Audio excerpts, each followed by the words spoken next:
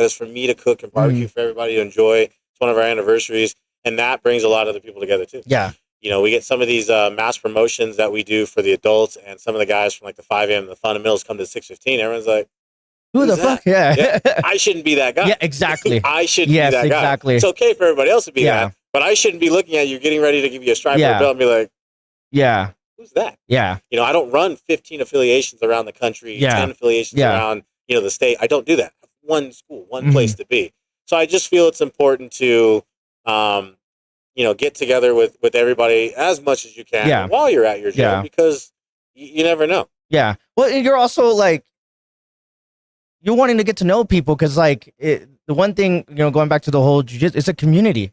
Yeah. It's a community thing. Yeah. Like, you being the owner and the black belt and, the professor here, and you just going out of your way to talk to the smallest kid or the oldest guy, everybody who's in and out of your door. You might not be at every class, but you know of that person and how they're progressing because you're taking the time to watch and learn. Because, yeah, like, hey, you've been doing this and I've noticed that you've always done that. You should start working on this. Like the other day when you were telling me, in my head, I think about that shit all the time. I hesitate. And you told me, why are you waiting? Why are you waiting? And I'm like, God damn it. You know what I mean? And like, I know that, but hearing it from you was kind of like, all right, I need to just go.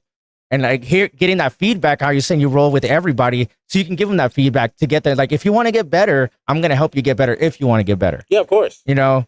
And so my next question, like, segue is like, the whole ranking system. A lot of people, when they come in, like, oh, I want to, like, somebody the other day here, I'm here to get my black belt. I'm trying to get a black belt in 5 years. I'm like, well, hey, man, that's awesome, bro. Yeah. And in my head, I'm like, rent a room back there, buddy. Yeah, good fucking luck. But in my head, I'm like, well, I don't know what his drive is. Like, I'm not saying that it's not possible, but at the same time, I'm like, it's probably, like, unless you're like how you were saying, like, you're not working and this is your main goal and you're learning and you're training and you're competing and you can progress that fast. Okay, fine.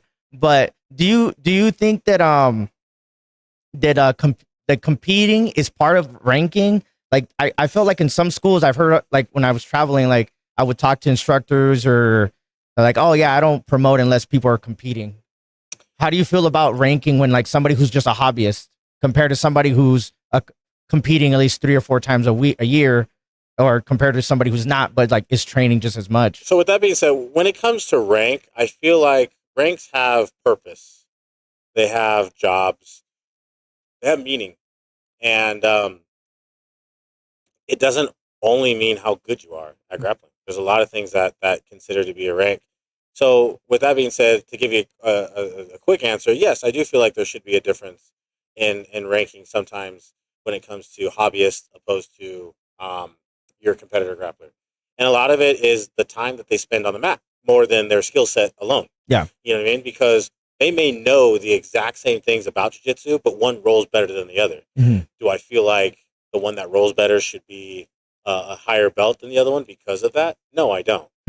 Because there's abilities that some people have and some people don't when it comes to rolling. Mm-hmm. And if you start to put the rank system in a system of, what is your job, what is your purpose there, then that is a pretty good gauge on how to start kind of ranking people.